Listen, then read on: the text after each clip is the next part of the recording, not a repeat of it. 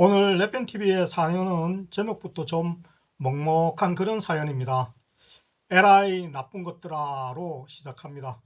얼뜻 듣기에는 욕하는 것으로 보입니다만 솔직히 욕을 해주고 싶은 그런 사연인데 그나마 정중함을 담았습니다.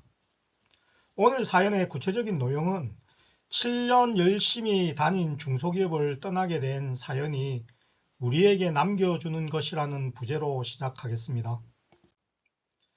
먼저 사연의 주인공이 인터넷 연애 오락 커뮤니티인 인티니즈에 올린 사연 글을 먼저 함께 읽어보겠습니다. 제가 비록 목소리는 별로입니다만 최대한 사연자의 마음을 대변해서 사연 글을 읽어드리도록 하겠습니다. 7년 걸렸습니다. 세후 200 달성까지. 처음으로 찾아온 배신감. 새로운 신입 직원이 입사하게 되었습니다. 일은 제가 훨씬 더 잘하고 그 직원이 저와 급여가 비슷한 겁니다. 심지어 그 직원은 경력직도 아니었고 신입이었습니다. 100만 원대로 직원 구하면 아예 지원조차 안 한다는 이유. 갑자기 벙 찌면서 나는 뭐지? 나는 뭘까? 그러면서 처음으로 그만둬야겠다라는 생각을 하게 됐고 회사에서 정이 완전히 떨어져 나가 이직을 준비하게 되었습니다.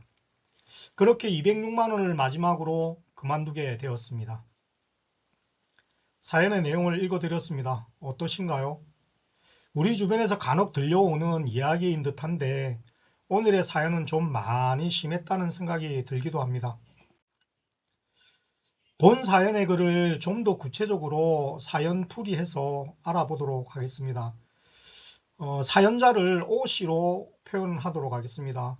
O씨는 중소기업 입사 후 세후 월급으로 200만 원을 달성할 때까지 7년 일하는 세월을 보냈습니다. 7년간 열심히 일한 O씨는 어느 날 회사로부터 형언할 수 없는 큰 배신감을 받게 됩니다. 그 발단은 신입사원이 입사하면서 시작되었습니다. 문제의 발단은 갓 입사한 신입사원의 월급이 7년 전에 입사한 O씨와 비슷한 상황이 된 것입니다. O씨는 곧바로 이유를 회사에 따져 물었고 회사는 200만 원 미만으로 구인을 올리면 지원조차 안 하기 때문에 이 같은 결정을 내릴 수밖에 없었다고 해명을 했습니다. O씨는 이런 말을 듣느니 갑자기 정신이 멍해지고 그러면 나라는 존재는 이 회사에서 대체 뭘까라는 생각을 하게 되었습니다. 그리고 이때 처음으로 퇴사를 해야겠다라는 생각이 들었습니다. 그 O씨는 회사에 대한 남은 정이 모두 없어져서 2020년 세후 월급 206만 원을 마지막으로 퇴사를 했습니다. 사연자의 직장생활 중에 일어날 수 있는 하나의 아픔으로 치부하기에는 이 시대를 살아가는 우리에게 남기는 것이 제법 많은 사연입니다. 물론 직원인 사연자와 회사의 어느 편에서 이야기를 하고자 해서는 안 될 것입니다. 오늘은 회사에서 직원이라는 사람을 채용하고 쓰는 부분에 있어서 회사의 사회적 책임이라는 부분과 인재를 채용하여 기하게 함께하는 회사의 책임 있는 자세, 직원으로서 이러한 회사를 선택하여 피해를 당하지 않는 관점에서 우리에게 남기는 이야기를 해보도록 하겠습니다. 먼저 이 사연의 주인공이 여러분이라면 가정하고 한번 생각해 볼 필요가 있겠습니다. 그리고 이 사연을 접한 많은 누리꾼들의 댓글도 함께 살펴보면 이 사연을 바라보는 동병상련의 마음을 조금이나마 가질 수 있지 않을까 생각을 하게 됩니다. 먼저 누리꾼들의 대표적 반응을 한번 소개해 보겠습니다. 저런 회사는 없어져야 합니다. 저 같아도 바로 퇴사했을 겁니다.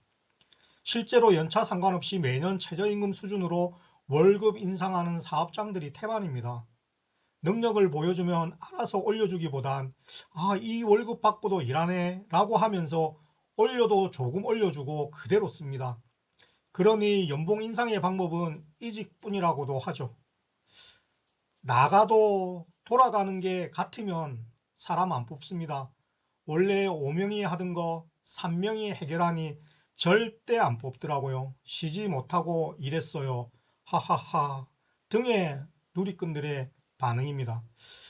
무조건 사연자와 피고용인인 노동자의 편에서 말할 수는 없는 문제인 것 같습니다.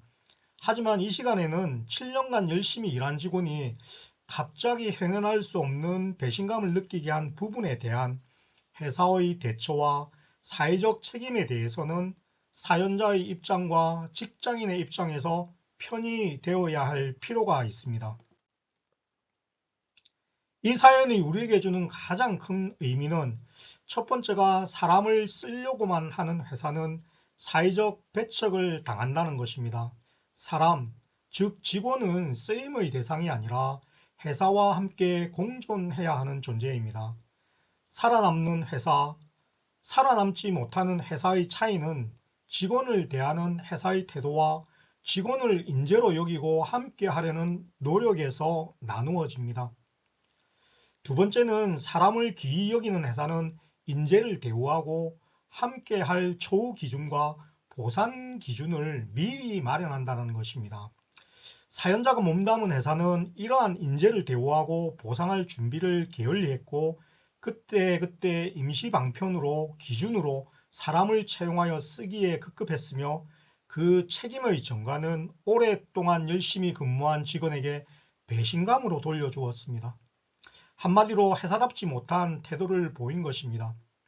회사의 직원에 대한 노력과 성실, 근속에 대해 배려해 주지 않고 그 준비를 게을리한 것은 스스로 회사가 자멸을 하려는 태도를 보인 것입니다.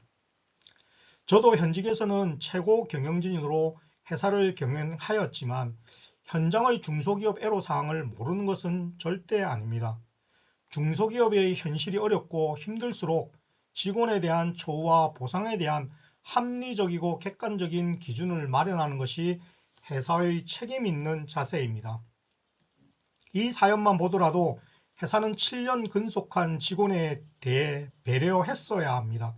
최소한 지금 당장은 아니더라도 근속한 만큼, 기여한 만큼의 배려 있는 태도는 보였어야 합니다. 직원의 회사에 대한 태도도 중요하지만 기업의 직원에 대한 공정하고 책임 있는 태도도 무척 중요한 것입니다. 다음 세 번째는 현실로 돌아와서 이야기를 해보겠습니다. 이러한 회사는 이직할 때 반드시 고려해야 하는 회사의 유형이 되는 것입니다. 직원에 대한 공정한 보상과 처우의 객관적 대우는 반드시 정량적인 것만 있는 것은 아닙니다. 중소기업일수록 보상과 처우를 명확히 정립하고 정상적인 부분이라도 먼저 인정을 해주는 제도와 문화를 통해 사람을 귀하게 여기는 문화가 필요합니다. 중소기업에서 늘 하는 말들이 있습니다. 사람 구하기 참 쉽지 않아. 중소기업에 와서 일하려는 사람도 없고. 예, 저도 동감합니다. 그러나 한번 생각해 보시죠. 중소기업 회사를 운영하시는 분들이 생각하는 만큼 직원이나 사람들의 문제일까요?